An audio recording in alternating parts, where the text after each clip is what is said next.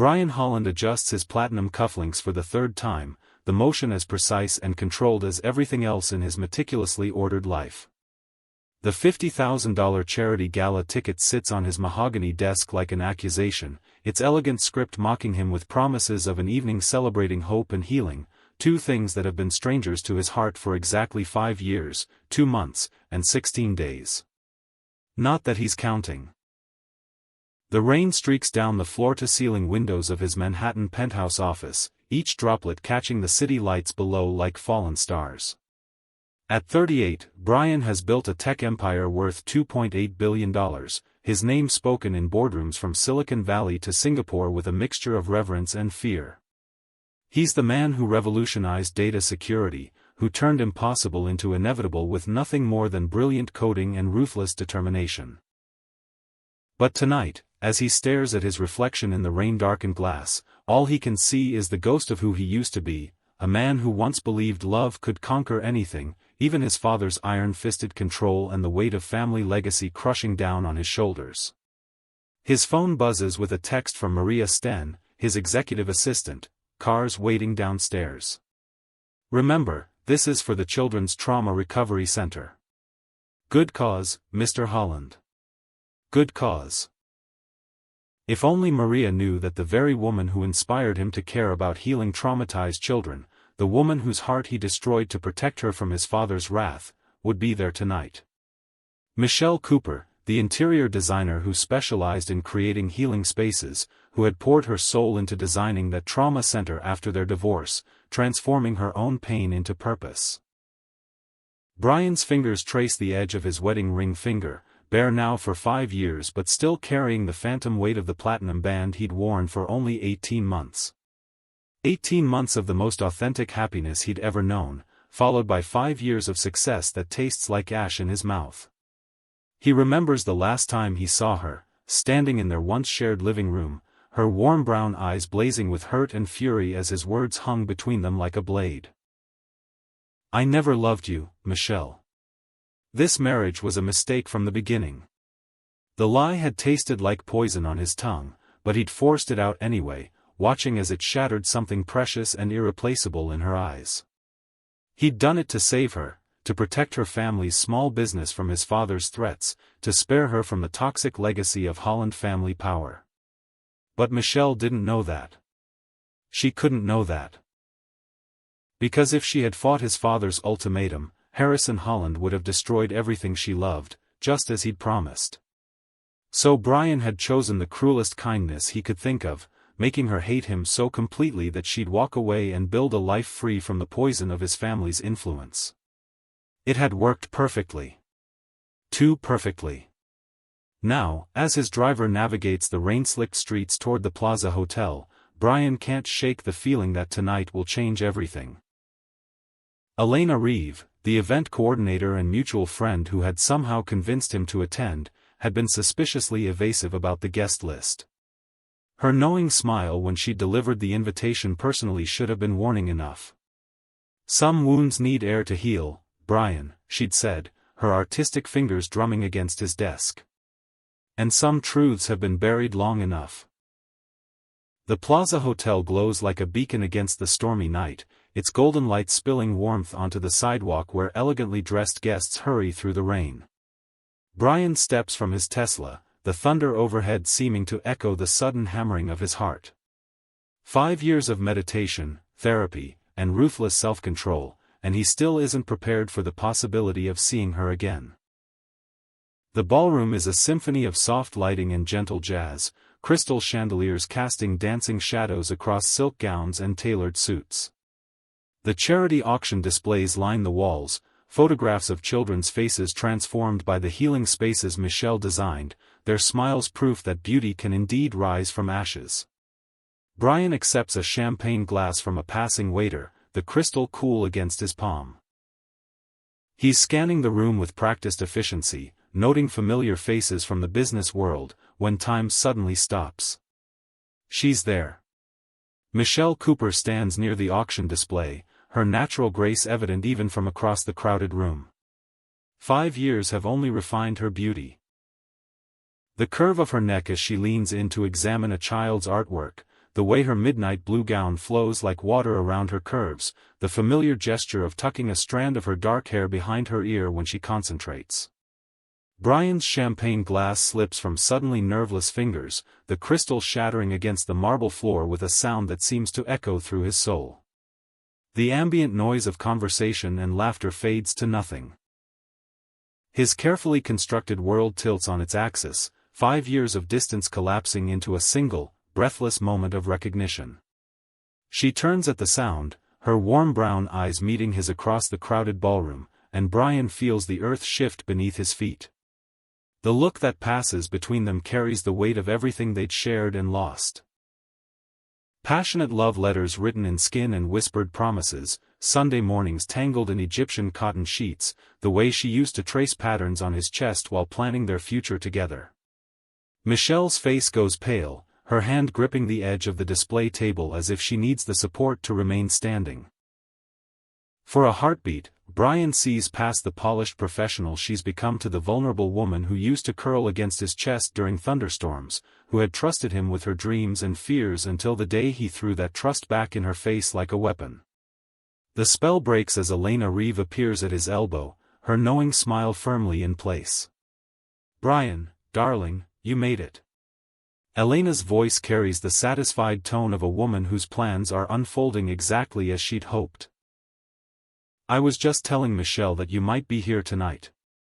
"What a wonderful coincidence." "Coincidence. Right. Elena." Brian's voice comes out rougher than intended, still raw from the shock of seeing Michelle. "I should have known you had something up your sleeve." "Me?" Elena laughs, the picture of innocence. "I'm just a simple event coordinator bringing together people who care about healing children's trauma. Speaking of which, you simply must see the new wing Michelle designed. It's revolutionary, the way she uses color and light to create safe spaces. It's like she can see straight into wounded souls and know exactly what they need to heal." Brian's eyes drift back to Michelle, who has turned away but whose rigid posture speaks of barely controlled emotion. He knows that stance, the way she holds her shoulders when she's fighting not to let the world see her pain. He'd studied every nuance of her body language during their marriage, learning to read her moods in the tilt of her head, the rhythm of her breathing, the way her fingers moved when she was nervous or excited or lost in creative inspiration. "She's remarkable," Brian says quietly, the admission slipping out before he can stop it. Elena's expression softens with something that might be sympathy. "She is. And she's worked so hard to build something beautiful from difficult circumstances. Just like you have, in your own way." The implication hangs between them, heavy with unspoken understanding. Elena knows. Somehow, she knows about the lie, about the sacrifice, about the price they've both paid for his father's manipulation. "I should go," Brian says, already taking a step toward the exit. "This was a mistake." "Running away again?" Elena's words stop him cold. "How's that been working out for you?" Before Brian can respond, a familiar voice cuts through the air like a blade wrapped in silk. "Brian." He turns to find Michelle standing 3 feet away, close enough that he can catch the faint scent of her perfume, jasmine and vanilla, the same fragrance that used to linger on his pillowcase and drive him to distraction during long business trips. Close enough to see the flecks of gold in her brown eyes, the barely perceptible tremor in her hands that she's trying so hard to hide. Michelle. Her name feels foreign and familiar all at once, like a prayer in a language he used to speak fluently but hasn't practiced in years. They stand frozen in a bubble of tense silence while the gala continues around them, other guests flowing past like they're stones in a stream. Brian can hear his own heartbeat thundering in his ears, can feel the magnetic pull that had always existed between them trying to draw him closer even as every rational thought screams at him to maintain distance. "I didn't know you'd be here," Michelle says finally, her voice carefully controlled but carrying an undercurrent of something that might be pain or anger or the ghost of longing. "Elena didn't mention you'd be attending either," Brian replies, shooting a pointed look at their mutual friend, who has conveniently melted back into the crowd. Michelle's laugh is brittle, lacking any trace of the genuine joy he used to love hearing. Elena always did believe in dramatic reunions. She thinks everyone just needs the right push to find their happy ending. And what do you think? The question hangs between them, loaded with 5 years of unspoken words and carefully buried emotions. Michelle's eyes search his face as if looking for something she lost a long time ago. I think some endings are final, she says quietly. And some wounds are too deep to heal. But even as she says the words, Brian catches the way her gaze lingers on his mouth, the unconscious step she takes closer to him, the flutter of her pulse at the base of her throat that he used to kiss every morning before she was fully awake. If you haven't already, hit that subscribe button and join our Dear Love Diaries family. Your special place in this community of heartfelt stories is waiting for you. These passionate journeys of souls connecting against all odds have brought together thousands of beautiful hearts just like yours. Make sure you hit the bell too, so you'll know immediately when a new story unfolds in our diary of love. A waiter approaches with a tray of fresh champagne glasses, and both Brian and Michelle reach for one at the same time. Their fingers brush in the transfer, and the contact sends an electric shock through Brian's nervous system. Michelle gasps softly, nearly dropping her glass, and for a moment the professional mask slips enough for him to see the woman underneath, still affected, still vulnerable, still carrying some fragment of what they used to share. Careful, Brian murmurs, his hand instinctively steadying hers around the crystal stem. The touch lasts a heartbeat too long, both of them frozen by the familiar warmth of skin against skin. Michelle pulls away first, but not before Brian sees her pupils dilate, not before he catches the slight hitch in her breathing that used to signal her desire during their most intimate moments. "Thank you," she says, her voice barely above a whisper. They're interrupted by the arrival of a tall, distinguished man with kind eyes and an easy smile, Daniel Foster. Brian realizes with a sharp stab of something that feels uncomfortably like jealousy. He's seen Daniel's name in business magazines, knows he's a successful architect who's been making waves with innovative sustainable designs. "Michelle, there you are," Daniel says, placing a possessive hand on the small of her back that makes Brian's jaw clench involuntarily. "I've been looking for you. The photographer wants to get a few shots of you with the trauma center display." "Of course," Michelle says, stepping slightly away from Brian but not before he catches the reluctance in her movement. "Daniel, this is Brian Holland." "Brian, Daniel Foster, my business partner." "Business partner." The way she says it suggests there's more to their relationship than professional collaboration, and the knowledge sits like a stone in Brian's chest. "Mr. Holland," Daniel extends his hand with genuine warmth. "I've heard so much about your work in data security. Quite impressive what you've built." Brian shakes the offered hand, noting Daniel's firm grip and direct gaze. Under other circumstances, he might even like the man. But right now, watching Daniel's obvious devotion to Michelle, Brian feels like he's drowning in regret. "Thank you. Your reputation precedes you as well. The sustainable housing project in Brooklyn, innovative work. Michelle's the real visionary," Daniel says, his pride in her evident. "She has this incredible ability to understand what people need to feel safe and whole. It's like she can see straight through to someone's soul and know exactly how to help them heal." If only Daniel knew that Michelle's gift for healing others had been born from her own devastating wounds that Brian had inflicted with surgical precision 5 years ago. "She always did have a gift for understanding what people need," Brian says quietly, his eyes finding Michelle's. "Even when they don't know it themselves."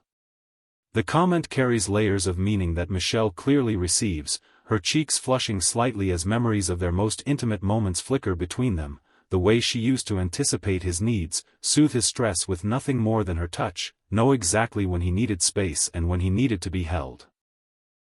"We should let you get to your photos," Brian continues, stepping back but unable to resist one last look at the woman who still owns pieces of his soul he thought were buried forever.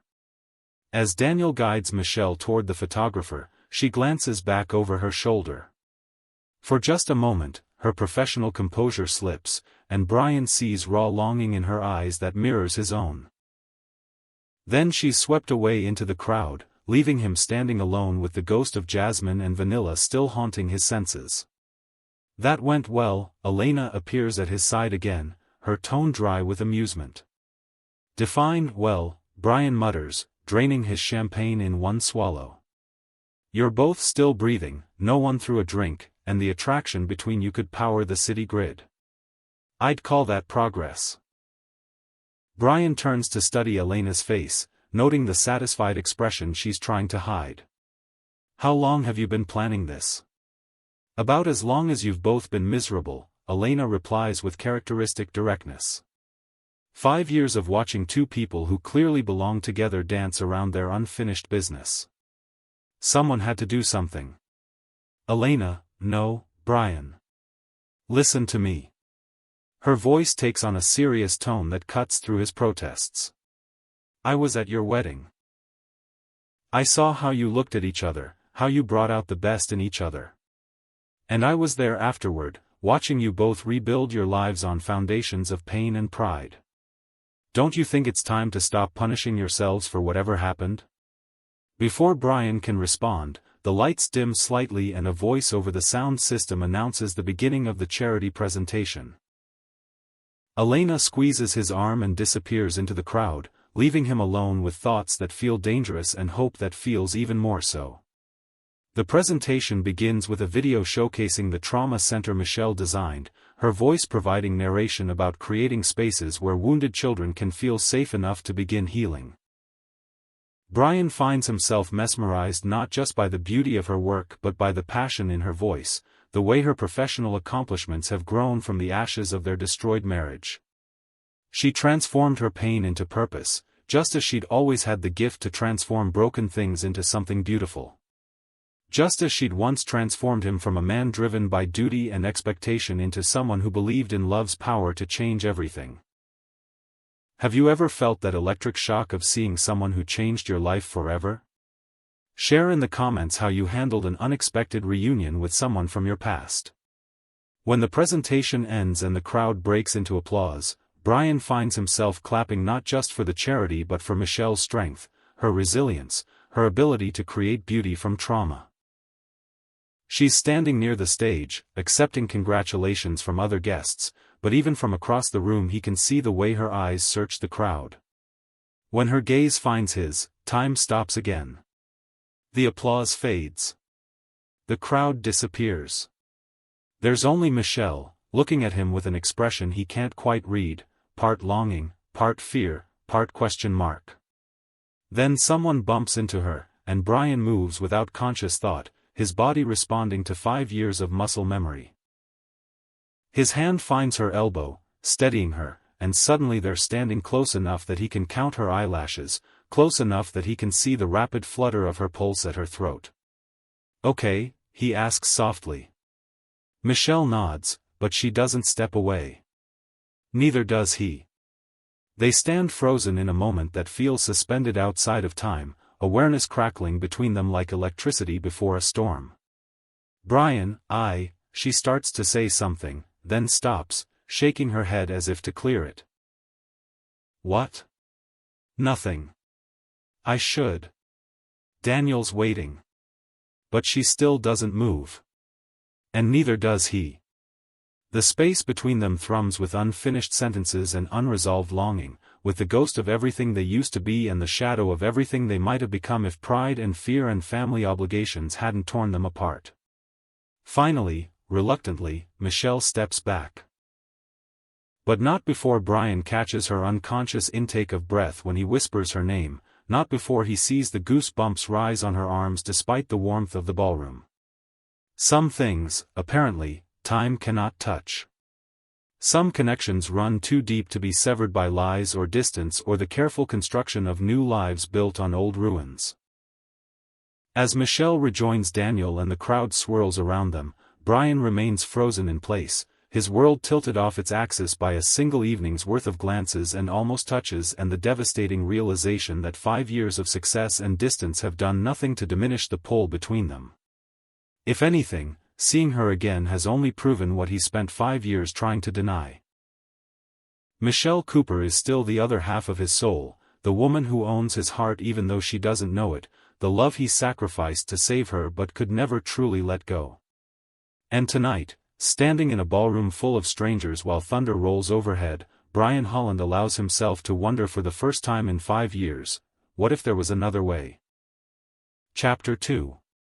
The charity auction begins 30 minutes later, and Brian finds himself bidding on items he doesn't need just for the excuse to remain in the ballroom where Michelle moves like poetry in motion. He watches her examine each auction piece with the same attention to detail she once brought to everything in their shared life, the way she used to study his face in the morning light, memorizing every line and shadow as if she could hold the moment forever. Elena takes the stage to announce the evening's special presentation, the Outstanding Community Impact Award, to be given to an individual whose work has transformed lives through innovative healing spaces. This year's recipient has revolutionized how we think about therapeutic environments. Elena's voice carries clearly through the ballroom. Her work at the Children's Trauma Recovery Center has created safe havens where wounded souls can begin to heal. Please join me in honoring Michelle Cooper. The applause is thunderous, and Brian finds himself clapping harder than anyone, pride swelling in his chest despite having no right to feel proud of her accomplishments. Michelle rises gracefully, her cheeks flushed with genuine surprise and pleasure, but as she makes her way toward the stage, Elena's voice stops her. And presenting tonight's award, someone whose generous anonymous donations made the trauma center's expansion possible. Brian Holland. The blood drains from Michelle's face. Brian feels the floor shift beneath his feet. Around them, the crowd murmurs with interest at this unexpected pairing, but all Brian can focus on is the look of dawning understanding in Michelle's eyes. Anonymous donations. She's putting the pieces together, realizing that he's been supporting her work from the shadows for years. The foundation he established in her name. The grants that always seemed to appear just when her projects needed funding. The mysterious benefactor who never wanted recognition. Brian makes his way to the stage on unsteady legs, acutely aware of Michelle's stunned gaze following his every movement. When he reaches her side, Elena hands him the Crystal Award with a smile that suggests she's enjoying this revelation far too much. "The honor is mine," Brian says into the microphone, his voice steady despite the chaos in his chest. He turns to face Michelle, and the rest of the ballroom fades away. Michelle Cooper doesn't just design healing spaces, she is one. She has the gift of seeing beauty where others see only brokenness, of creating hope where despair once lived. His voice catches slightly as memories flood back, Michelle sketching design ideas on napkins during dinner, her eyes bright with passion as she described her vision of spaces that could hold people's pain while helping them heal. The way she used to redesign their apartment with nothing but paint and pillows and an intuitive understanding of how environments affect the soul. Her work proves that sometimes the most beautiful things grow from the deepest wounds, Brian continues, each word weighted with 5 years of regret and longing. And that healing is always possible, even when we think we're too broken to be fixed. He extends the award toward her, and Michelle has no choice but to step closer to accept it. Their fingers brush as she takes the crystal from his hands, and the contact sends electricity shooting through both of them. For a moment, they stand frozen in front of hundreds of guests, lost in each other's eyes, the award forgotten between them. "Thank you," Michelle whispers, her voice barely audible over the applause but carrying clearly to Brian's ears. The words seem to encompass more than just the award. Gratitude for the years of silent support, perhaps, or acknowledgement of something deeper that neither of them is ready to name. As the crowd continues to applaud, Brian leans slightly closer, his breath warm against her ear. "You were always destined to change the world, Michelle. I just helped pay for the paint." The joke is gentle, referencing her old habit of transforming spaces with nothing but color and creativity, and despite everything between them, Michelle's lips curve in the ghost of a genuine smile, the first real smile he's seen from her all evening. But as they step down from the stage together, Daniel Foster appears at Michelle's side, his expression carefully neutral but his eyes sharp with the intelligence of a man who's just witnessed something significant. "Congratulations," Daniel says to Michelle, but his gaze remains fixed on Brian. "That was quite a tribute." "Brian's always been eloquent," Michelle replies, her voice carefully controlled but still carrying an undercurrent of emotion that makes Brian's chest tighten with hope and regret in equal measure. Elena announces a brief intermission before the auction continues, and guests begin flowing toward the terrace and refreshment areas. Brian knows he should make polite conversation and then leave. He's done his duty, presented the award, maintained appearances. But as Michelle starts to walk away with Daniel, something inside him rebels against letting her disappear again. "Michelle," he calls, causing her to pause and turn back. "Could I speak with you for a moment?" About the trauma center expansion, there are some details about the funding structure you should know. It's a transparent excuse and they both know it, but Michelle nods anyway, perhaps curious about the anonymous donations or perhaps driven by the same magnetic pull that's been drawing them together all evening. "I'll catch up with you in a few minutes," she tells Daniel, who looks less than pleased but nods with the resigned grace of a man who's learned not to fight battles he can't win. Brian leads Michelle through the crowd toward the terrace doors, his hand hovering just above the small of her back, close enough to feel her warmth but not quite touching, a careful distance that speaks of practiced restraint and barely controlled longing. The terrace is a refuge from the crowded ballroom, with soft lighting casting golden pools among the potted gardens and the sound of rain creating a gentle percussion against the glass overhead. Only a few other guests brave the cool air, leaving Brian and Michelle with the illusion of privacy among the shadows and starlight. Michelle wraps her arms around herself, partly from the cool air and partly, Brian suspects, as a barrier against whatever this conversation might reveal. She looks out over the city lights, her profile elegant and distant against the night sky.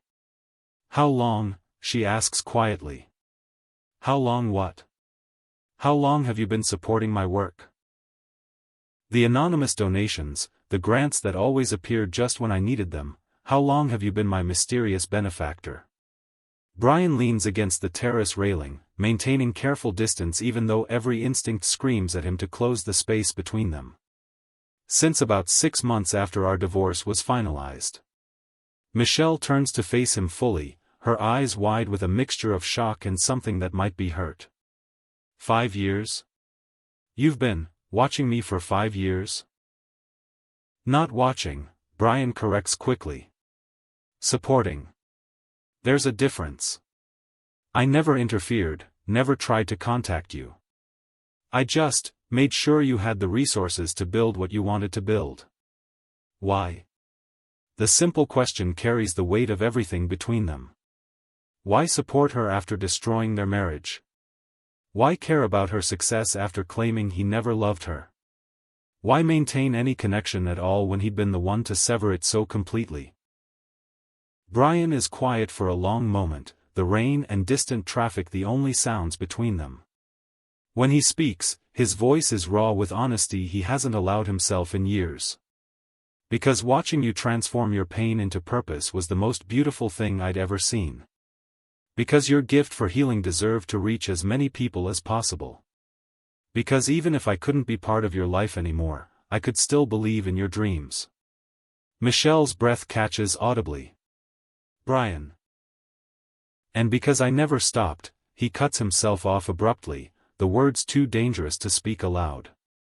"Never stopped loving you. Never stopped regretting the lie that destroyed us.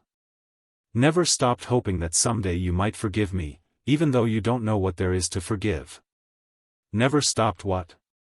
Michelle steps closer, close enough that he can see the rapid flutter of her pulse at her throat, close enough that her perfume wraps around him like a memory.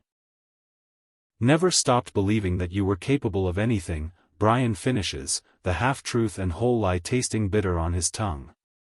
They stand in silence for a moment, the space between them crackling with unspoken words and 5 years of unresolved tension. Michelle's eyes search his face as if she's looking for something specific, some answer to a question she's afraid to ask. "This is dangerous," she whispers, and Brian doesn't know if she means standing alone with him in the moonlight, or the way her body is swaying almost imperceptibly toward his, or the fact that despite everything that happened between them, the pull is still there, stronger than ever, demanding acknowledgement. "I know," Brian replies, his voice rough with restraint. "I should go." But neither of them moves. If anything, Michelle takes another half-step closer, close enough now that Brian can count the gold flecks in her brown eyes, close enough that he can see the way her lips part slightly as her breathing becomes shallow. 5 years, she says, almost to herself. 5 years, and you still make my world stop. The words, an echo of what he'd almost said earlier, hang between them like a confession. Brian's hands clench at his sides, fighting the urge to reach for her, to trace the line of her jaw, to see if her skin still responds to his touch the way it used to. "Michelle," he breathes her name like a prayer, and she shivers despite the warmth in her eyes. They're leaning toward each other now, the distance between them measured in heartbeats and held breath. Brian can see his own longing reflected in her eyes, can feel the magnetic pull that has always existed between them drawing them inexorably closer. Their faces are inches apart when the terrace door opens, spilling light and laughter from the ballroom into their private moment. Michelle jerks backward as if she's been burned, her cheeks flushing with embarrassment and something that looks like guilt. "Michelle?" Daniel's voice cuts through the night air, concerned and questioning. "Everything all right out here?" "Fine," Michelle says quickly, taking several more steps away from Brian and wrapping her arms around herself again. "We were just discussing the funding details for the trauma center." Daniel's intelligent eyes move between them, clearly noting Michelle's flushed cheeks and Brian's carefully controlled expression. "The auction's about to resume. Elena's looking for you, something about a special surprise presentation." "Of course she is," Michelle mutters, and despite everything, Brian almost smiles at the fond exasperation in her voice. Elena's machinations are apparently far from over.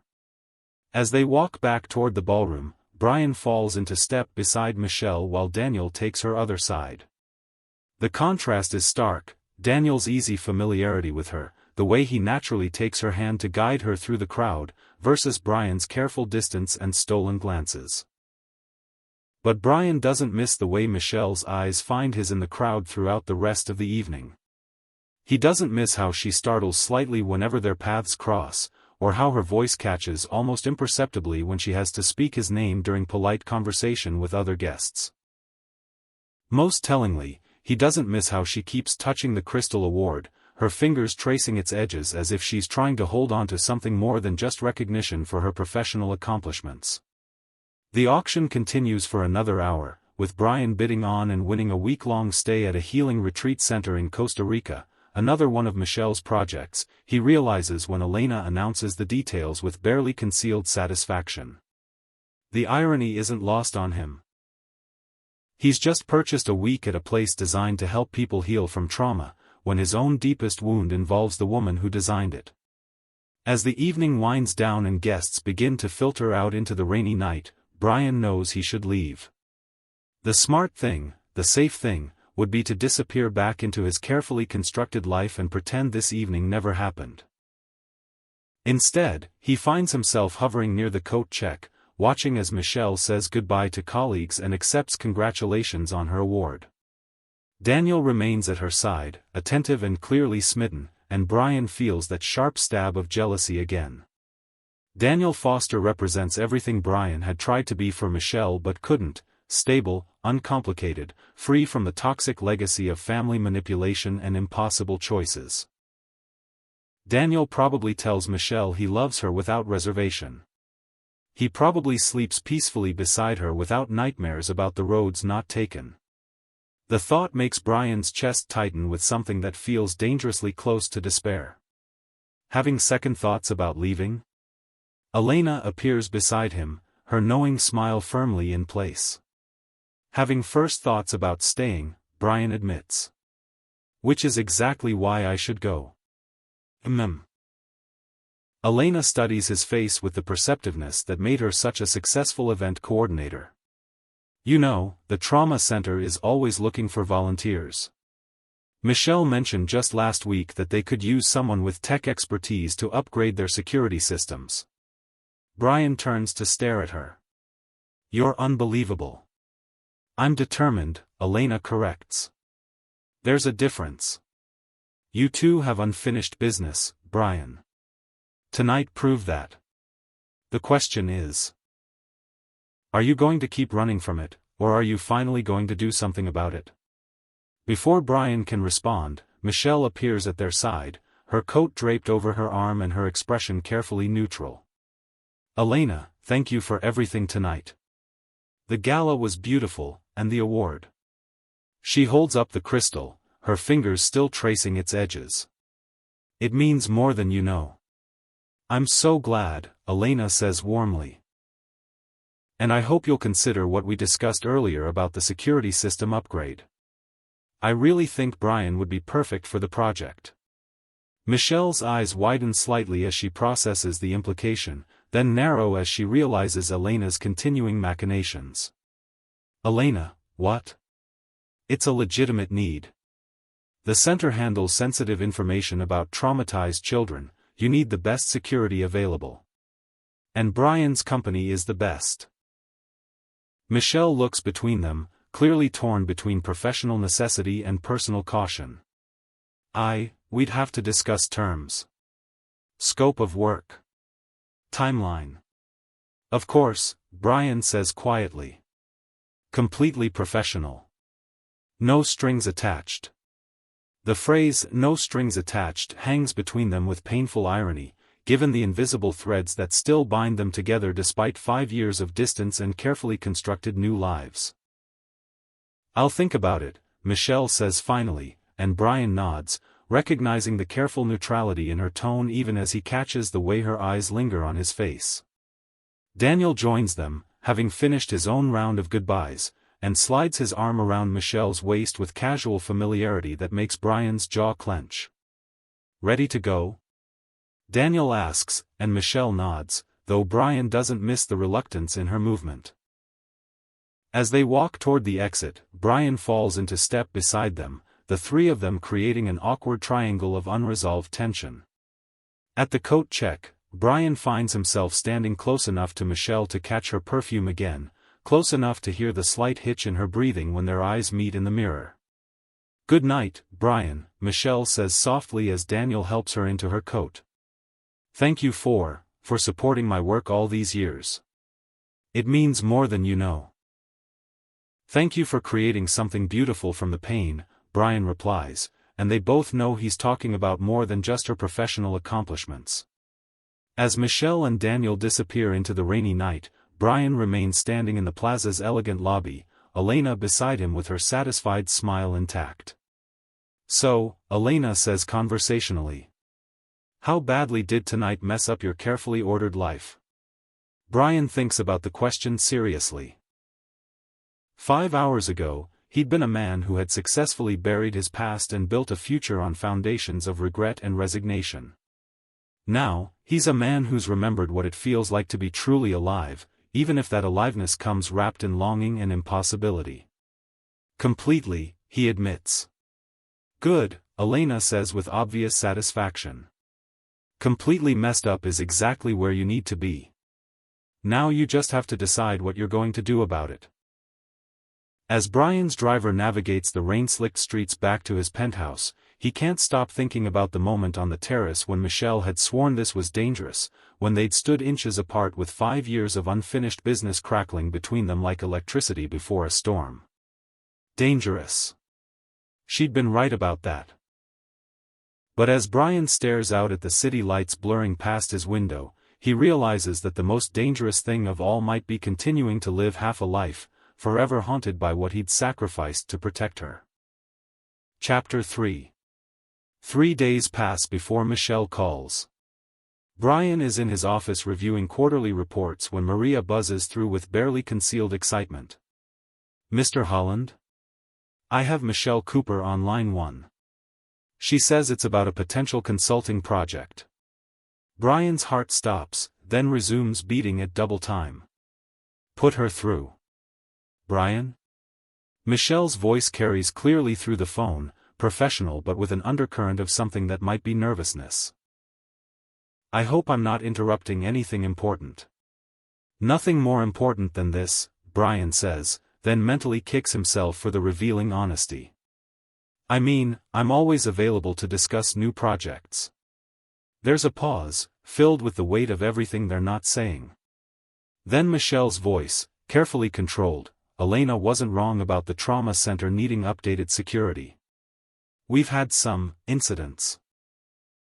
Nothing serious, but enough to make me realize our current systems aren't adequate for protecting the children's information." "What kind of incidents?" "Attempted network breaches. Someone trying to access our databases. The police think it might be related to custody disputes, parents trying to find children who've been placed in protective situations." Michelle's voice carries a thread of anger that Brian recognizes. She's always been fiercely protective of vulnerable children. "I can have a preliminary assessment done by the end of the week," Brian offers. "No charge for the evaluation." "That's not necessary, it is to me." The words come out more intensely than Brian intended, loaded with 5 years of wanting to protect her and being unable to do so. These children deserve the best protection available. Let me give them that. Another pause. Then, quietly, "Okay. Thank you." They arrange to meet at the trauma center on Friday afternoon, maintaining the pretense that this is purely professional even though they both know better. After Michelle hangs up, Brian sits staring at his phone for a long moment, wondering if he's making the biggest mistake of his life or finally taking a step toward redemption. Friday arrives wrapped in autumn sunshine and crisp air that carries promises of change. The Children's Trauma Recovery Center occupies a converted Victorian mansion in Brooklyn, its warm stone facade and carefully tended gardens creating an atmosphere of safety and hope. As Brian approaches the entrance, he can see Michelle's design philosophy everywhere: colors that soothe rather than stimulate, natural materials that ground rather than intimidate, spaces that invite trust rather than demand it. Michelle meets him at the reception desk, dressed in dark jeans and a cream cashmere sweater that makes her skin glow. She's tied her hair back in a loose ponytail, and Brian is struck by how young she looks, how much this casual version of herself reminds him of lazy Sunday mornings when they used to plan their future over coffee and crossword puzzles. "Thank you for coming," she says, maintaining professional distance even as her eyes seem to catalog every detail of his appearance. Dar. "Millie Grant, our clinical director, wanted to meet you before we start the tour." Dr. Millie Grant turns out to be a woman in her early 40s with kind eyes and the sort of calm presence that immediately puts people at ease. Brian recognizes her as the friend who used to appear in Michelle's social media posts during their marriage, the one who probably helped Michelle through the devastating aftermath of their divorce. "Mr. Holland, Dr. Grant extends her hand with professional courtesy, but Brian doesn't miss the way her eyes study his face, as if she's trying to reconcile the man before her with whatever Michelle has told her about their past. "Michelle speaks very highly of your work." "She's always been generous with praise," Brian replies, accepting the handshake while carefully avoiding Michelle's gaze. "Indeed." Dr. Grant's tone carries layers of meaning that Brian isn't sure he wants to examine too closely. "Well, I'll let Michelle show you around. The children are in sessions right now, so you'll have a chance to see the spaces as they're meant to be used, as sanctuaries." Michelle leads him through corridors painted in soft blues and greens, past playrooms designed to feel like treehouses and therapy offices that could be confused for cozy living rooms. Everything speaks of her talent for creating healing environments, her intuitive understanding of how space and color and light can help wounded souls feel safe enough to begin mending. "This is incredible," Brian says as they pause outside a circular room with floor-to-ceiling windows overlooking a small garden. "It's like you've built hope into the architecture itself." Michelle's cheeks flush with pleasure at the compliment. That was always the goal.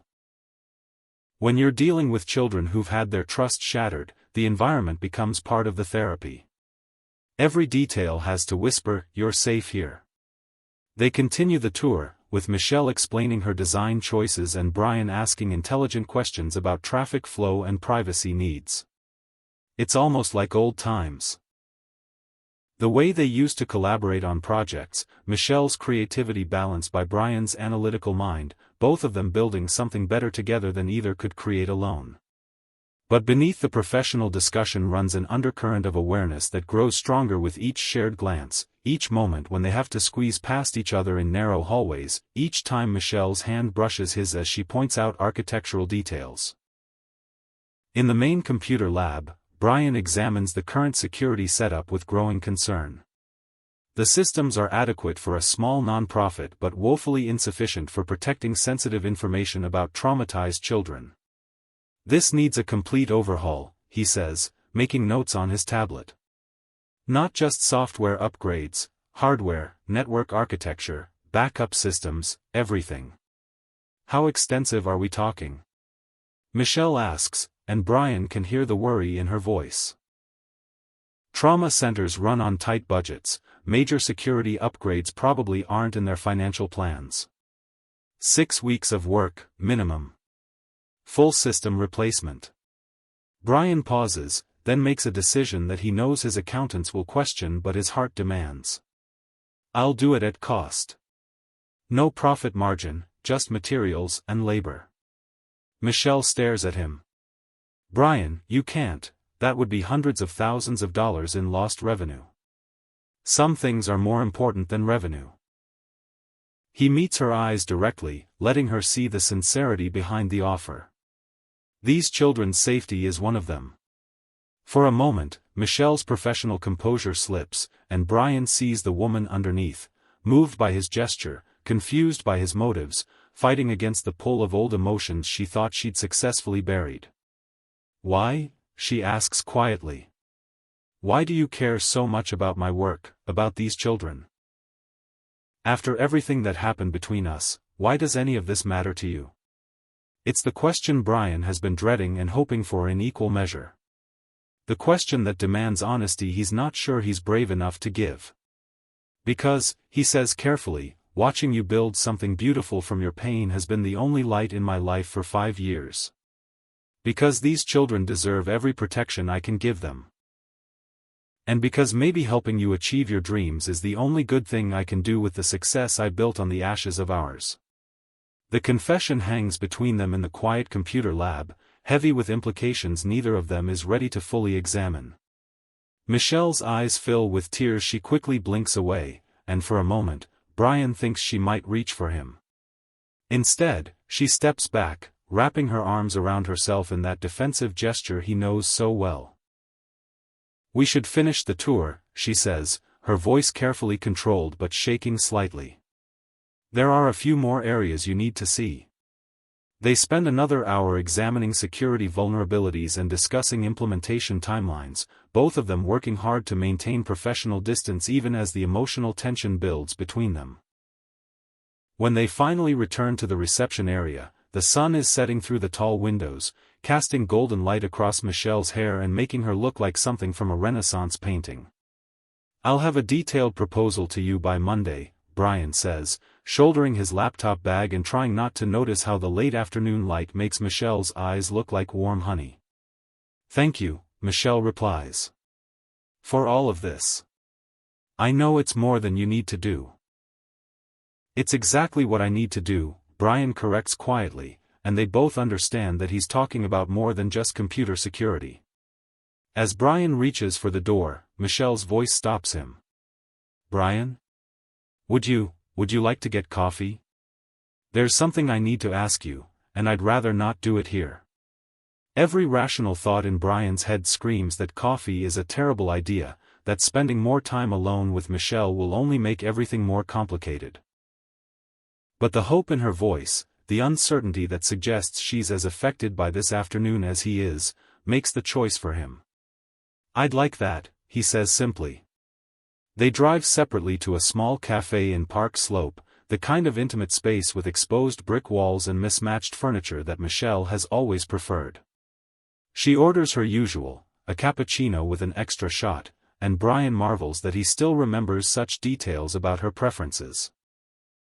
You said you had a question, Brian prompts once they're settled at a corner table, far enough from other patrons to speak privately. Michelle wraps her hands around her coffee cup as if she needs the warmth, though the cafe is perfectly comfortable. It's about Daniel. Brian's chest tightens involuntarily. What about him? He asked me to marry him. Last week, actually. Michelle's eyes are fixed on her coffee, but Brian doesn't miss the way her voice wavers slightly. He's a good man. Kind, stable, completely devoted to me. Everything a woman should want.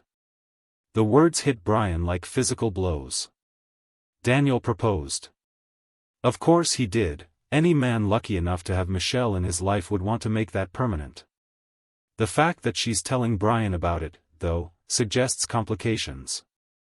Congratulations, Brian manages, the word tasting like ash. I haven't given him an answer yet. Michelle finally looks up, her eyes searching Brian's face for something she might not find. I keep thinking about what you said at the gala, about healing being possible even when we think we're too broken to be fixed. Michelle, no, let me finish. She takes a shaky breath. For 5 years, I convinced myself that what we had was an illusion. That your final words to me were the only honest thing in our entire relationship. I built a life on that foundation, successful, independent, safe. And Daniel fits perfectly into that life. She pauses, her fingers tracing patterns on the table between them. But seeing you again, working with you today, it's like seeing a ghost come to life. Everything I thought I'd buried is clawing its way back to the surface, and I don't know what to do with that. Brian's hands clench involuntarily around his coffee cup. The urge to tell her everything, about his father's ultimatum, about the lie he told to protect her, about the 5 years of regret that have eaten away at his soul, is almost overwhelming. Maybe, he says carefully, the question isn't what you should do about the proposal. Maybe the question is what you need to understand about our past before you can move forward with your future. Michelle's eyes sharpen. What do you mean? This is it, the moment when Brian could tell her the truth, could explain about Harrison's threats and the impossible choice he'd faced. The moment when he could try to rebuild their relationship on a foundation of honesty instead of protecting her with lies. But before he can speak, Michelle's phone buzzes urgently. She glances at it, and her face goes pale. I have to go, she says, already standing. There's been an incident at the center, someone broke into the building. The police are there. The security breach changes everything. By the time they reach the trauma center, 3 police cars are parked outside, their red and blue lights casting ominous shadows across Michelle's carefully designed sanctuary. Detective Sarah Martinez, a woman in her 30s with intelligent eyes and a no-nonsense demeanor, meets them at the entrance. Ms. Cooper? I'm Detective Martinez. We spoke on the phone. What happened? Michelle asks, her voice tight with concern. Someone bypassed your current security system and accessed your computer network. They were specifically targeting client files. We think they were looking for information about children in protective custody. Michelle's face goes white. Did they get anything? We won't know until our tech team finishes their analysis, but it looks like they were interrupted. A neighbor called in suspicious activity when they saw lights in the building after hours. Brian steps forward, his mind already racing through security protocols and damage assessment procedures. I'll need to examine the network immediately. If client information has been compromised, we need to know the extent of the breach. Detective Martinez looks between Brian and Michelle questioningly. Brian Holland, Michelle explains. He's a cybersecurity expert. We were just discussing upgrading our systems. Then you have excellent timing, Mr. Holland. We could use the help. For the next 3 hours, Brian works alongside the police tech team to trace the breach while Michelle handles the devastating phone calls to parents whose children's information might have been accessed. Watching her steady professionalism in the face of crisis, seeing how she prioritizes the children's safety above everything else, Brian is reminded of all the reasons he fell in love with her in the first place. By 10 p.m., they've determined that while the intruders accessed the network, they were interrupted before downloading any files. The children's information is safe, but the vulnerability has been exposed in the most dramatic way possible. "We need those security upgrades implemented immediately," Detective Martinez says as the police prepare to leave. "If they try again, and they probably will, your current system won't stop them." After the police leave, Brian and Michelle stand alone in the trauma center's reception area, both exhausted from the crisis but wired with adrenaline. "I can have a temporary system in place by tomorrow," Brian says. "Basic protections while we implement the full upgrade." "Brian, I can't ask you to, you're not asking. I'm telling you." His voice carries an authority that brooks no argument. "These children's safety is non-negotiable. Whatever it costs, whatever it takes, we're going to protect them." Michelle looks at him for a long moment, and Brian sees something shift in her expression, a recognition of the man she used to know beneath the successful billionaire he's become. "Okay," she says quietly. "But I want to be involved in every decision. These children trust me to keep them safe." "Of course." They spend the next hour going through security protocols and implementation timelines, working side by side with the kind of natural collaboration that feels both familiar and bittersweet. As they work, Brian becomes increasingly aware of Michelle's presence beside him, the way she bites her lip when she's concentrating, the soft sound of her breathing, the occasional brush of her arm against his as she leans over to examine diagrams on his laptop. The truth always has a way of surfacing, doesn't it? Tell us about a time when discovering the truth changed everything in your relationship. Finally, as midnight approaches, Michelle leans back in her chair and rubs her tired eyes. "I should get home," she says. "Daniel's probably worried. I texted him about the break-in, but I said I'd call hours ago." The mention of Daniel, and the reminder that Michelle has someone waiting for her at home, hits Brian like cold water. He's been so focused on the crisis and the joy of working with Michelle again that he'd almost forgotten about the marriage proposal hanging between her and another man. "Of course," Brian says, closing his laptop and gathering his things. "I'll be back first thing in the morning to start on the temporary security measures." As they walk toward the exit together, Michelle pauses by the door. "Brian? Thank you. For today, for tonight, for caring about these children the way you do." "Thank you for trusting me with their safety," Brian replies. They stand in the doorway for a moment, the space between them charged with unfinished conversations and the echo of what they used to mean to each other. The night air is cool against their faces, carrying the scent of autumn leaves and the promise of change. "This is complicated," Michelle says softly. "I know," Brian agrees. "I don't know what I'm supposed to do with all of this." "You don't have to figure it out tonight," Brian says gently. "Some answers take time." Michelle nods, but she doesn't move toward her car. Neither does Brian.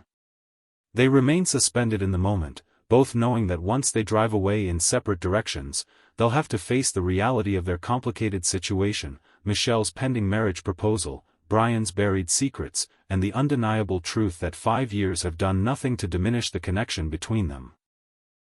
"Good night, Brian," Michelle says finally. "Good night." But as Brian watches her drive away, her taillights disappearing into the darkness, he can't shake the feeling that everything in both their lives is about to change. The security breach has created a reason for them to work together, to spend time in each other's presence, to remember what they used to be capable of building together. And for the first time in 5 years, Brian allows himself to hope that maybe, just maybe, it's not too late for a different kind of ending to their story. Chapter 4. Over the next 2 weeks, Brian becomes a daily presence at the trauma center. What begins as emergency security implementation evolves into something deeper, a collaboration that feels both professionally necessary and personally inevitable. They work together with the easy rhythm of people who understand each other's thoughts before they're spoken, finishing each other's sentences and building solutions that neither could have created alone. Michelle watches Brian interact with the staff and, occasionally, the children, and she's struck by the gentleness he shows despite his reputation as a ruthless businessman. When 8-year-old Marcus, a boy recovering from severe neglect, becomes fascinated by the computer equipment, Brian patiently explains how security systems work, his voice soft and encouraging in a way that makes Michelle's chest tight with emotion. "He's good with them, Dr." Millie Grant observes one afternoon, watching through the observation window as Brian shows Marcus how to type simple commands. The children sense people who understand what it means to be hurt. The comment makes Michelle study Brian more closely, noticing details she'd missed before. The way his jaw tightens when they discuss cases involving parental abandonment. The carefully controlled expression he wears when reviewing files about children whose trust has been shattered by the people who should have protected them. The fierce protectiveness in his voice when he talks about making the center impenetrable to those who would exploit vulnerable children. She realizes that Brian isn't just doing this for her, he's doing it because he genuinely understands the trauma these children have endured. The recognition makes her wonder what wounds he carries that she never knew about, what pain he might have hidden even during their marriage. Meanwhile, Daniel's patience is wearing thin. He joins Michelle for dinner less frequently, his questions about her long days at the trauma center becoming increasingly pointed. When he does visit her apartment, he studies Brian's security diagram spread across her dining room table with barely concealed irritation. "You could hire any security firm in the city," Daniel says one evening, his voice carefully controlled but edged with frustration. "Why does it have to be him?" "Because he's the best," Michelle replies, but she can hear the defensiveness in her own voice. "And because he's donating most of his services. We'd never be able to afford this level of protection otherwise." "And you don't think there might be other motivations behind his generosity?" The question hangs between them, loaded with implications Michelle isn't ready to examine. Because yes, she suspects Brian's involvement goes beyond professional obligation or even charitable instincts. The way he looks at her when he thinks she's not watching, the careful distance he maintains even as his eyes follow her movements, the way his voice softens when he says her name, it all suggests that working together is affecting him as deeply as it's affecting her. "Daniel. I know you were married to him," Daniel interrupts, his composure finally cracking. "I know he hurt you badly. What I don't understand is why you're giving him the opportunity to do it again." "It's not like that," Michelle protests, but even as she says the words, she knows they're not entirely true. Being around Brian again has awakened feelings she thought were dead, has made her question the safe, predictable future she'd planned with Daniel. "Isn't it?" Daniel moves closer, his hands settling on her shoulders. "Michelle, I love you. I want to build a life with you, to give you everything you deserve. But I can't compete with a ghost, and I won't try to."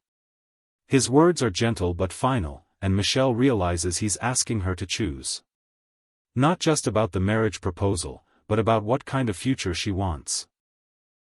One built on the solid foundation of their comfortable partnership, or one that risks everything for the chance to understand what really happened between her and Brian. That night, after Daniel leaves, Michelle sits in her apartment surrounded by security plans and architectural drawings, trying to make sense of the chaos in her heart. She picks up her phone 3 times to call Brian, then sets it down again, afraid of what she might say, or what he might reveal. The crisis comes on a Tuesday morning when Harrison Holland arrives at the trauma center unannounced. Michelle is in the computer lab with Brian, reviewing the final security protocols, when Maria Sten calls Brian's cell phone with barely controlled panic in her voice. "Mr. Holland? Your father is here. At my office. He's demanding to know where you are, and he's not happy about your recent charity work." Brian's face goes white. Michelle watches as 5 years of carefully maintained control crack, revealing something that looks like fear beneath his professional composure. "Tell him I'm in meetings all day," Brian says. Reschedule anything he thinks he needs to discuss. Sir, he says it's about your ex-wife. He knows you've been working with her. The words hit Michelle like physical blows. She stares at Brian, watching as his expression cycles through panic, resignation, and something that might be desperation. Brian, she says quietly. What's going on? But before Brian can answer, Harrison Holland himself appears in the computer lab doorway.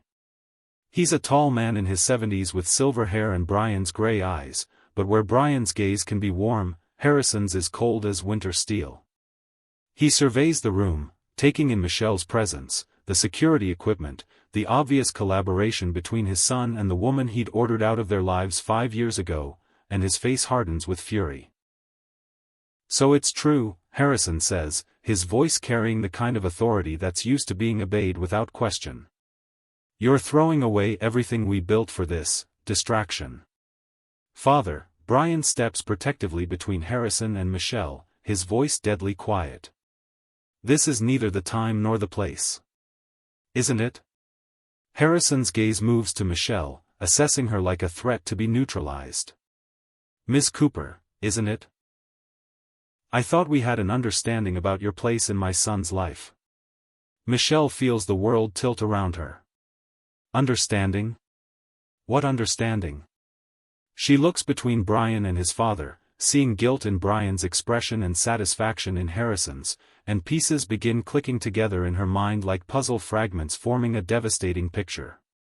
I don't know what you're talking about, Michelle says carefully. Harrison's smile is sharp as a blade. Of course you don't. Brian never told you about our conversation 5 years ago, did he? About the choice I gave him? Father, stop. Brian's voice carries a warning that Harrison ignores completely. I told him he could have his inheritance and family business, or he could have you. Not both. The Holland legacy doesn't include complications. The word complications is loaded with enough poison to make Michelle's stomach turn. She realizes Harrison isn't just talking about her as an individual. He's talking about her race, her working-class background, everything about her that doesn't fit his vision of what a Holland wife should be. And like a good son, Harrison continues, Brian made the sensible choice.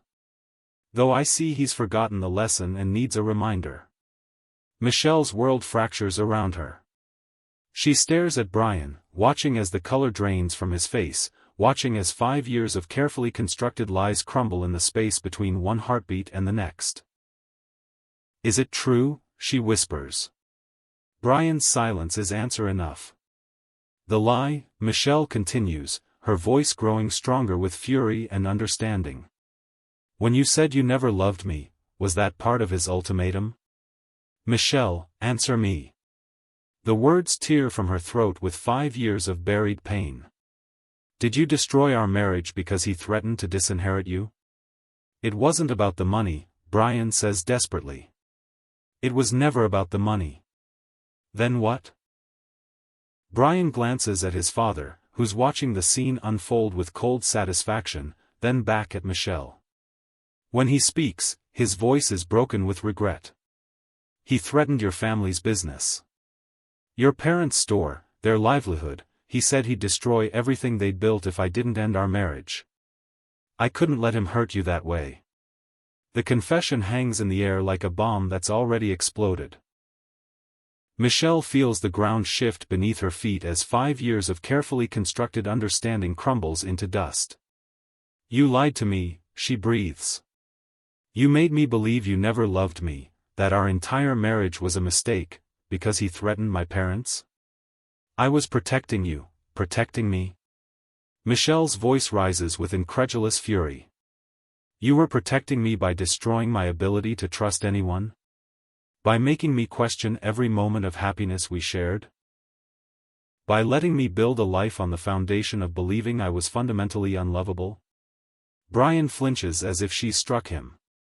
Michelle, please, no. Michelle backs away from both men, her hands shaking with anger and devastation. You don't get to please me. You lied to me for years, and then you let me go on believing that lie for 5 more years while you watched me rebuild my life around the wreckage you created." She turns to Harrison, her brown eyes blazing with fury that makes the older man take an unconscious step backward. "And you destroyed 2 lives because you couldn't stand the idea of your son choosing love over your approval. What kind of person does that?" "The kind who understands that some unions are mistakes that need correcting," Harrison replies coolly. "Brian will thank me eventually, when he realizes how much trouble you would have caused." The casual cruelty in his voice, the complete lack of remorse for the devastation he's caused, makes something snap inside Michelle. "Get out," she says quietly, but her voice carries the force of absolute authority. "Both of you.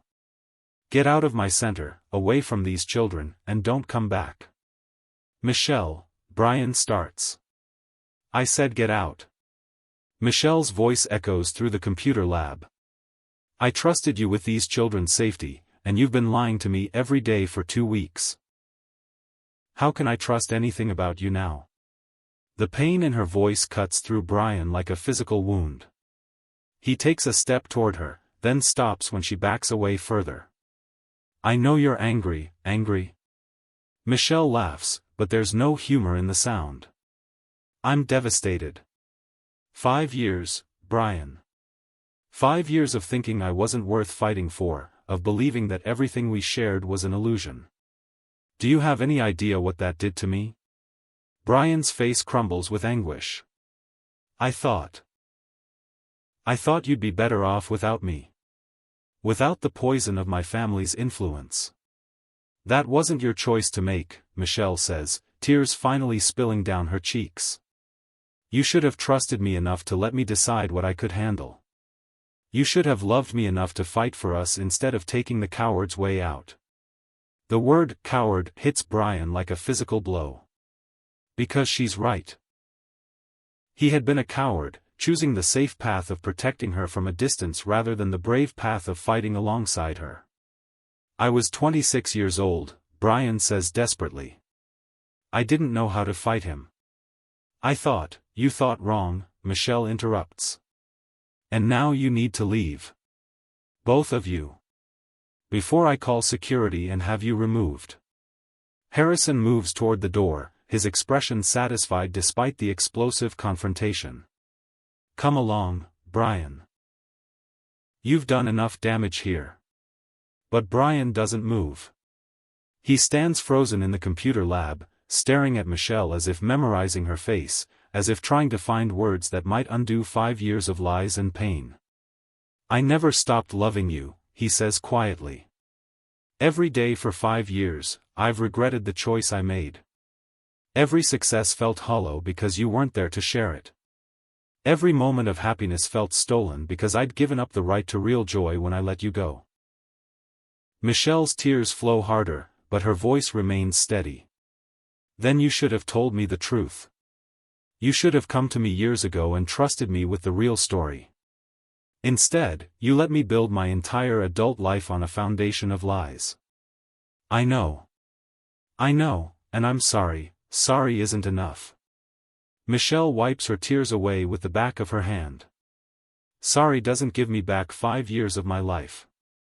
Sorry doesn't heal the damage you did to my ability to trust. Sorry is just another word that doesn't change anything."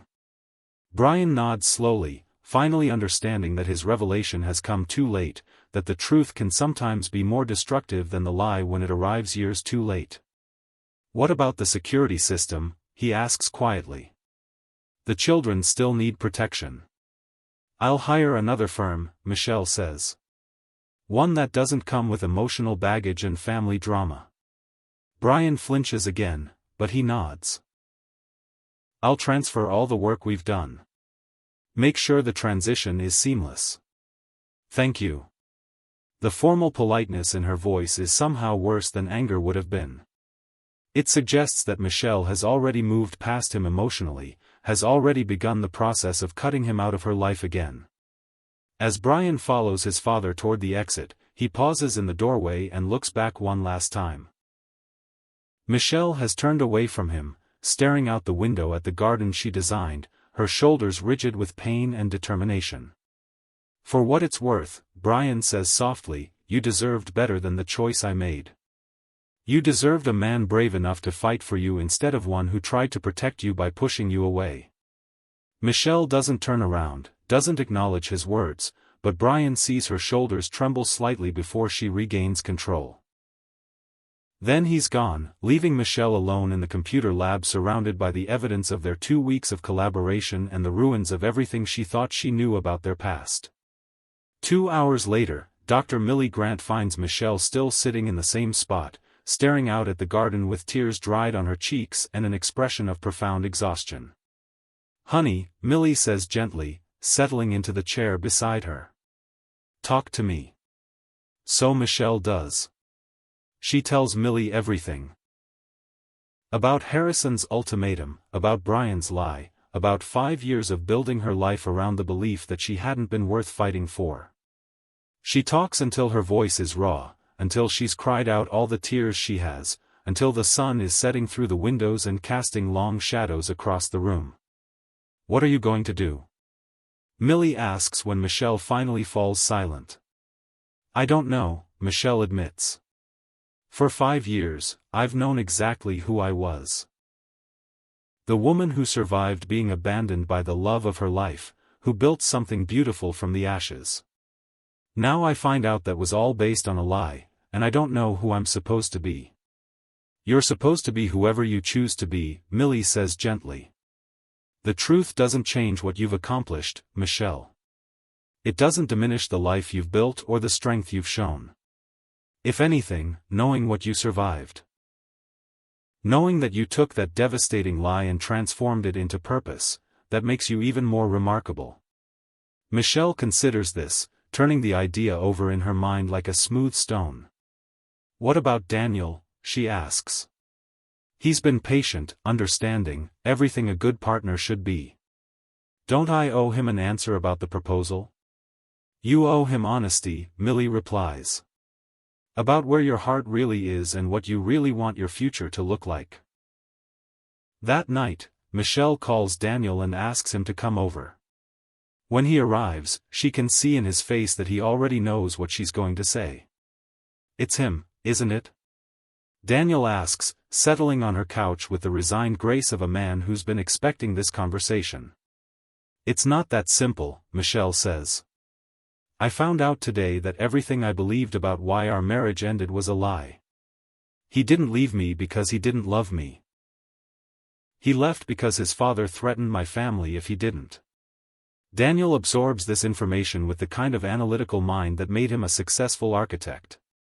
"And how does that change things between you and me?" "I don't know," Michelle admits. "I need time to figure out who I am when my entire understanding of my past has been turned upside down. And that's not fair to you." Daniel nods slowly. "I've always known I was competing with a ghost, Michelle. I just hoped that eventually, the present would win out over the past." "You're not competing with anyone," Michelle says gently. "You're a wonderful man, and you deserve someone who can love you completely, without reservations." "I thought I could be that person, but you're still in love with him," Daniel finishes. Michelle's silence is answer enough. Daniel reaches into his jacket pocket and pulls out a small velvet box. The engagement ring he's been carrying for weeks, waiting for her answer. "I'm going to return this," he says matter-of-factly. "And then I'm going to take that consulting job in Seattle that I've been putting off. Give us both some space to figure out what we really want." Michelle feels tears prick her eyes again, but these are different, tears of gratitude for Daniel's grace, mixed with sadness for the future they won't share. "I'm sorry," she whispers. "Don't be," Daniel says, leaning over to kiss her forehead gently. "You can't help who you love, Michelle. But you can choose what you do about it."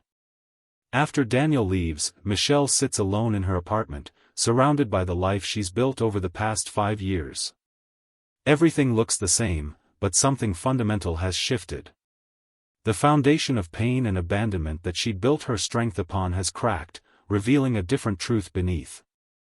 She thinks about Brian's words.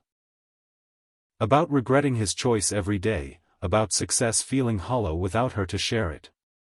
She thinks about the way he'd looked at her in the computer lab, as if she were something precious he'd lost and found again only to lose once more. Most of all, she thinks about the children at the trauma center, and how healing requires not just safety but also truth. How you can't really recover from a wound until you understand what caused it. Chapter 5. 3 days pass before Michelle makes her decision. She finds Brian in his penthouse office on a rainy Thursday evening, working late as Maria mentioned he'd been doing every night since the confrontation at the trauma center. The building's security lets her up without question. Apparently, she's still on his approved visitor list after all these years. Brian looks up from his computer when she appears in his doorway, his face cycling through surprise, hope, and carefully controlled caution. Michelle. He stands slowly, as if afraid sudden movements might cause her to disappear. I didn't expect, is everything all right? The center? The center is fine, Michelle says, stepping into his office but maintaining distance between them. I hired a new security firm. They're implementing your designs. Brian nods, relief evident in his expression. Good. That's good. They stand in silence for a moment, the rain drumming against the floor-to-ceiling windows and the city lights casting shadows across the space between them. I need to understand, Michelle says finally. All of it. Everything that happened 5 years ago, everything that's happened since. I need the whole truth this time. Brian's throat works as he swallows hard. Okay. And I need you to promise me something. No more lies, no more trying to protect me from information you think I can't handle. I'm not 25 anymore, Brian. I'm a grown woman who survived losing you once. I can handle the truth. I promise, Brian says quietly. Michelle settles into one of the leather chairs facing his desk, and Brian moves around to sit in the other chair rather than behind his desk, removing the barrier between them, making this conversation personal rather than professional.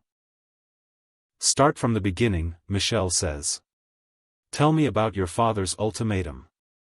So Brian does.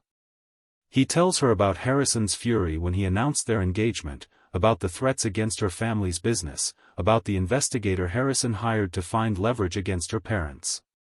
He explains how Harrison had discovered a technicality in the loans that financed her parents' store, a missed payment during her father's heart attack that could have been used to call in the entire debt.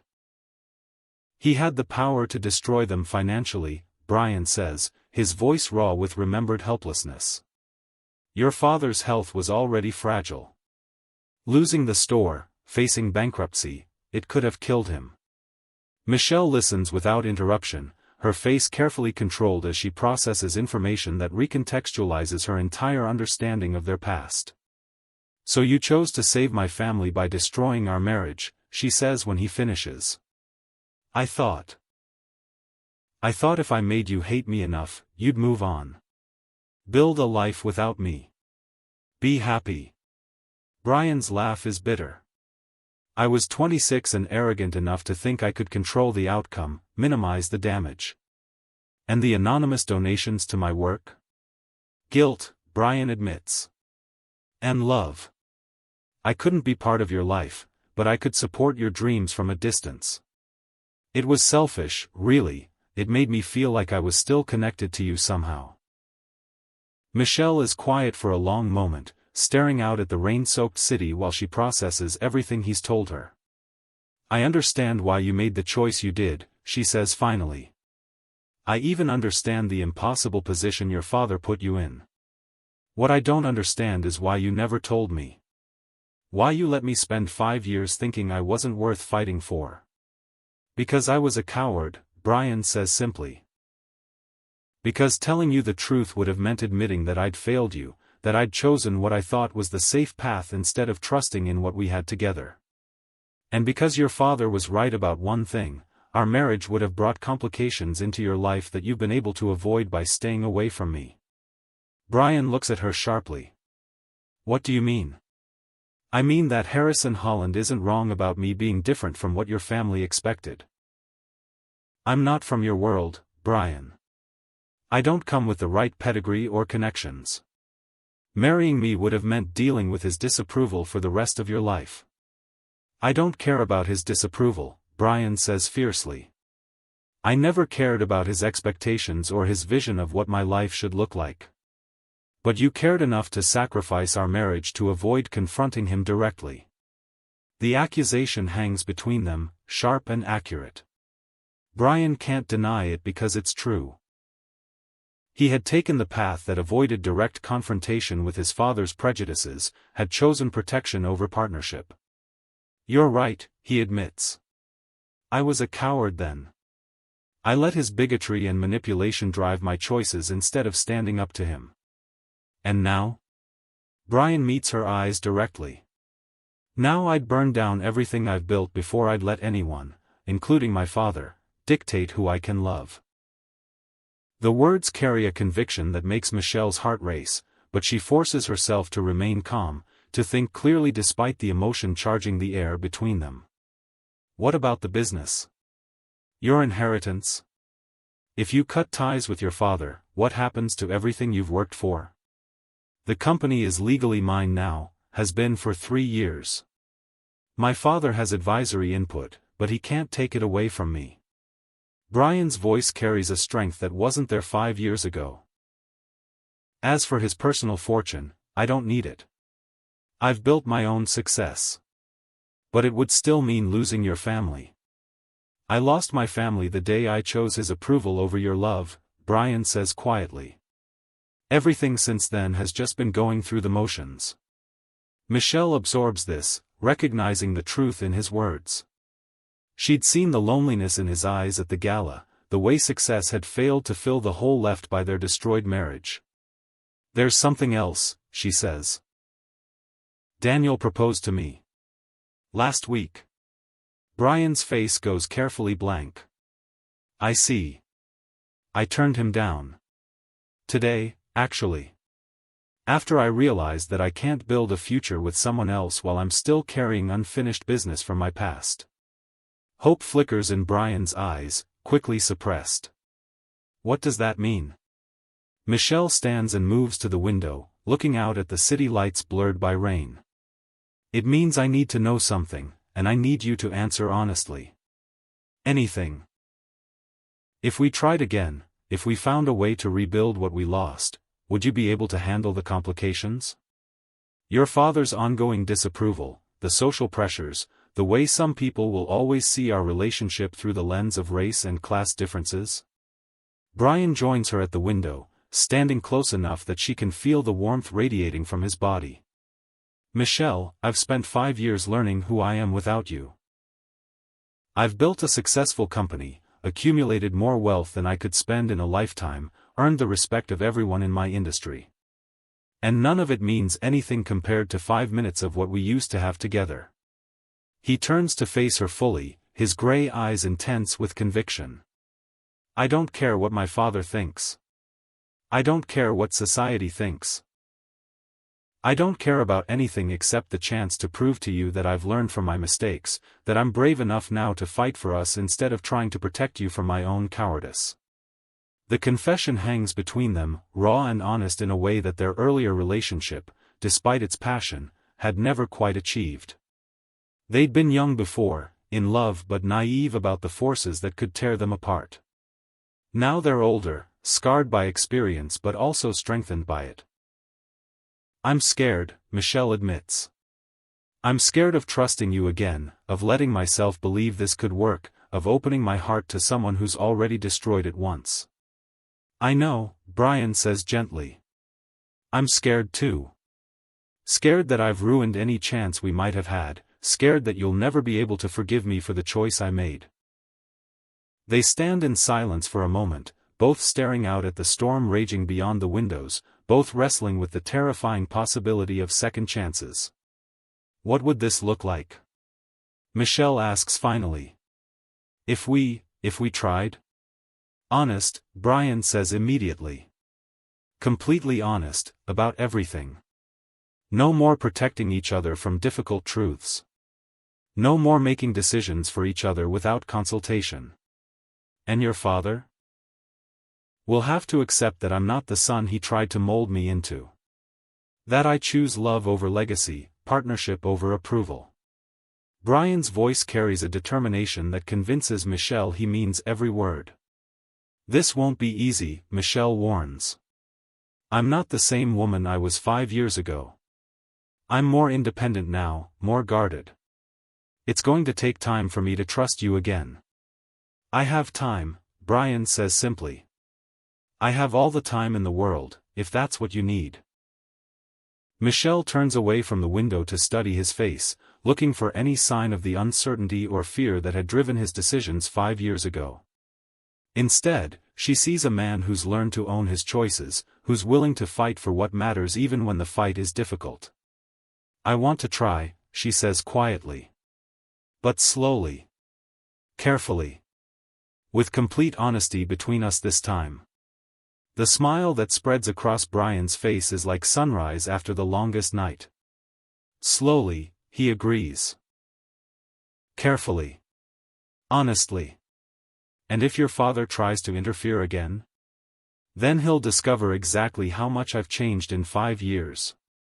Brian's voice carries a steel that Michelle has never heard before, the voice of a man who's learned the cost of allowing others to dictate his choices. Michelle nods, feeling something tight in her chest finally begin to loosen. Okay.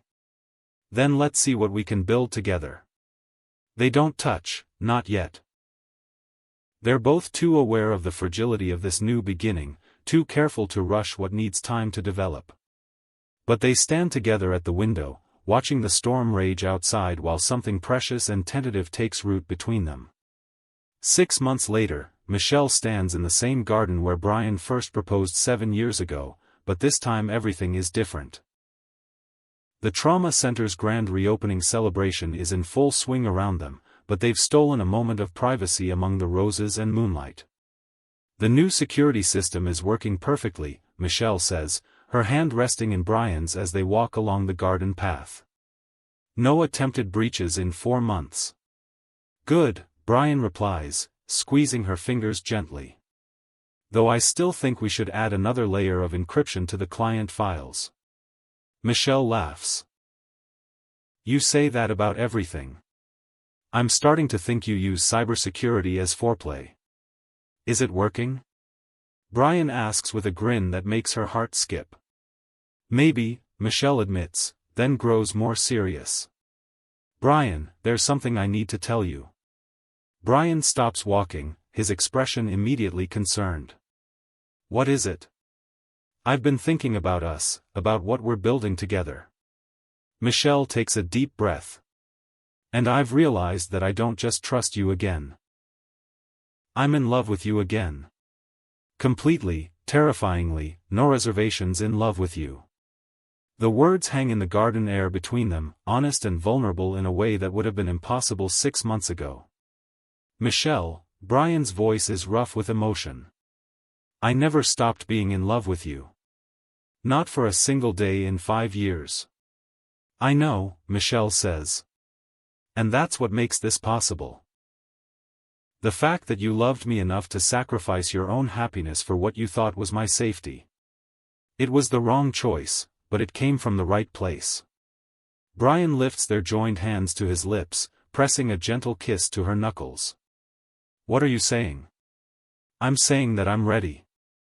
For all of it, the complications, the challenges, the beautiful mess of building a life together despite everything that's tried to tear us apart. Brian's eyes shine with unshed tears. Are you sure? I'm sure. Michelle's voice carries absolute conviction. We're not the same people we were 5 years ago, Brian. We're stronger now, more honest, more willing to fight for what matters. And what matters is us. Brian pulls her closer, his hands framing her face as he studies her expression in the moonlight. I love you, Michelle Cooper. I loved you when I was too young to know how to fight for you, and I love you now when I'm finally brave enough to deserve you. I love you too, Michelle whispers. All of you, your brilliance and your mistakes, your strength and your fears, your past and your future. When Brian kisses her, it tastes like forgiveness and possibility, like second chances and hard-won wisdom. It tastes like coming home after a long journey through wilderness, like finding your way back to the one person who sees all of you and chooses to stay anyway. Around them, the garden blooms with late summer roses, their fragrance sweet on the evening air. In the distance, they can hear the sounds of the celebration, children's laughter, adult conversation, the gentle music of people coming together to celebrate healing and hope. What happens now? Michelle asks when they break apart, her forehead resting against his. Now we build something better than what we had before, Brian says. Something based on complete honesty, mutual respect, and the knowledge that love is worth fighting for. Even when the fight gets difficult. Especially then, Brian confirms. Because the things worth having are always worth fighting for. As they walk back toward the celebration hand in hand, Michelle thinks about the children inside the trauma center. Young souls learning that healing is possible, that safety can be rebuilt, that broken things can become beautiful again with patience and care and the right kind of love. She thinks about her own journey from devastation to strength, from heartbreak to hope, from the ashes of a destroyed marriage to the possibility of something even more precious because it's been tested by fire and found strong enough to survive. And she thinks about the man beside her, who learned the hard way that protecting someone you love sometimes means trusting them enough to let them choose their own battles, who discovered that real strength lies not in controlling outcomes but in facing them together. Sometimes the greatest love stories are about finding our way back to each other. Have you ever had a second chance at love? Share your story of forgiveness and new beginnings below. The trauma center glows with warm light against the evening sky, its windows revealing spaces designed for healing, rooms where broken souls can feel safe enough to begin mending. It stands as testament to Michelle's gift for creating beauty from pain, for transforming personal devastation into purpose that serves others. But tonight, as she and Brian rejoin the celebration, Michelle realizes that the trauma center isn't her greatest achievement. Her greatest achievement is standing beside her, holding her hand, ready to face whatever challenges come next with the wisdom earned through loss and the strength born of choosing love over fear. Tomorrow, they'll continue building their new relationship day by day, conversation by conversation, choice by choice. They'll navigate Brian's complicated relationship with his family, Michelle's ongoing work with traumatized children, and the 1,000 small decisions that shape a life shared in honesty and hope.